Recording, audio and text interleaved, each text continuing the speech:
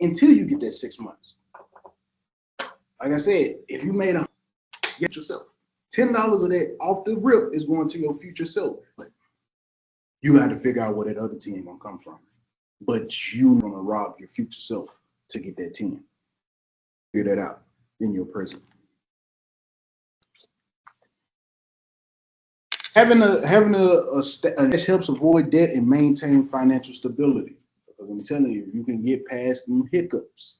You can get past them lows in your life, because you're gonna have highs and lows. You can get past them lows in your life, and they're not as low just by having a fund that's gonna help you when it comes to building overall generational wealth. Because if you got to start all the way back over from zero, then it's gonna be real hard to get to that generational wealth. But if you get up to like 70% and then you got to drop back down to 40%, all right, you still ain't too far away from what you're trying to do. You still ain't too far from, but if you got to drop all the way down to zero, then that gets real discouraging real quick. Paying down debt. So it's three different methods I want to talk about. Debt snowball. This is for the ones who aren't as financially literate. These are for the ones who need those wins. You need those quick wins.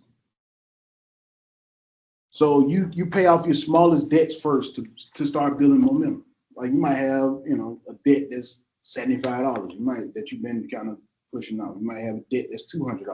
So you start by, all right, boom, let me cash out this month, pay out the smallest one, boom. Next month, let me pay off another small one.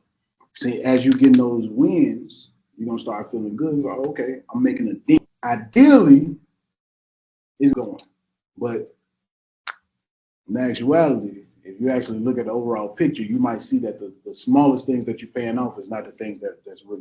So that's what takes us into the second one, the debt avalanche. The debt avalanche, you pay off the high interest debts first, because some people have on their credit report that's sometimes 100% interest rate, 1% interest rate. So make sure you pay off all of those that's got those crazy interest rates, because all of your money is being thrown away into interest. If the ones paid off gonna help you in the long run, because it's gonna minimize the overall interest paid. Your debt is interest. Give away free money. Consolidated loans. Smart thing to do. It's a smart thing to do. If you have credit card debt or a whole bunch of debt, try to consolidate it. Try to consolidate it into one loan. You consolidate it into one loan, and that way in that one loan you got a lower monthly payment. So you might have a $300 credit. It's all $300 a month that you got to pay.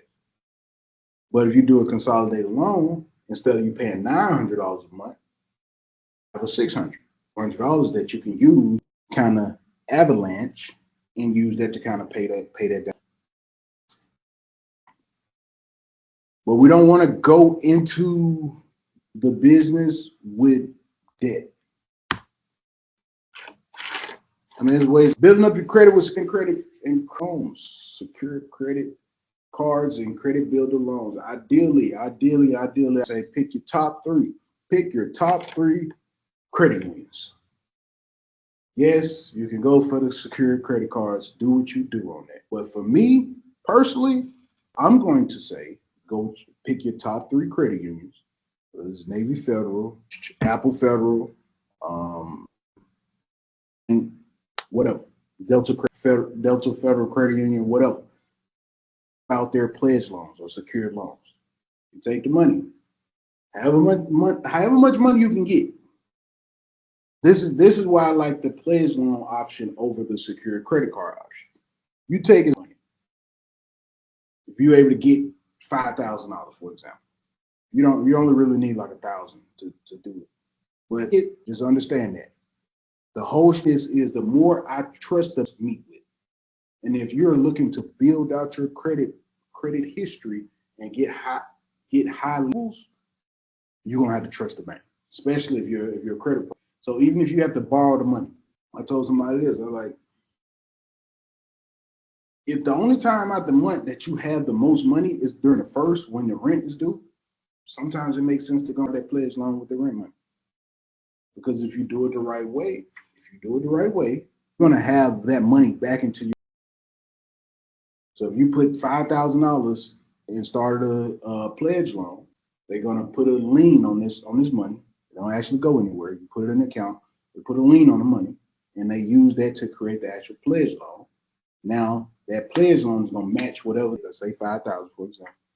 It's gonna be a $5,000 loan that shows the report. So yes, you can keep it like that, and you can pay the monthly balance every single month. That is not the best option. Yes, you can do it, but that's not the best option. Option I'm going to tell you is you get there, you pay it all the way down to the last 2 months. The reason I say the last when you first, so that's going to already be. So you pay it all the way down 2 months, and then that next payment will come out probably $30. That comes out, and now it is not due until the end of that loan. Let's say if you took that pledge loan out for 4 years, your next payment is not due until what, 2028. But you have a $5,000 trade line reporting on. And what you need to understand also is that each bank, just like the credit reporting agencies, has their own internal system. This is why I choose secure credit cards, because they have their own internal scoring system. You trust in the bank with 5,000, and now showing that you're making every single month on time. After at least 3 payments, you're going to after 3 payments, establish a score with that financial. 3 payments, you're gonna establish a score with that financial institution. After those 3 payments, if your credit profile is where it needs to that financial institution, and apply for it. If that match it, they're 9 times out of 10 gonna give you more than what you put in for the system. So that's why I said the more the better. Yeah, you can start at a little dollars, but if they come back and give you a better limit, let's say 1,500 or 2,000, that's still not, you know, especially when the money is not necessarily going nowhere as it would on a secured credit card. So you secure a credit card, it might take 6 months before they release that money. But with the secure loan option, you pretty much get your money right back, history. And with those 3 different, go and get funding for those.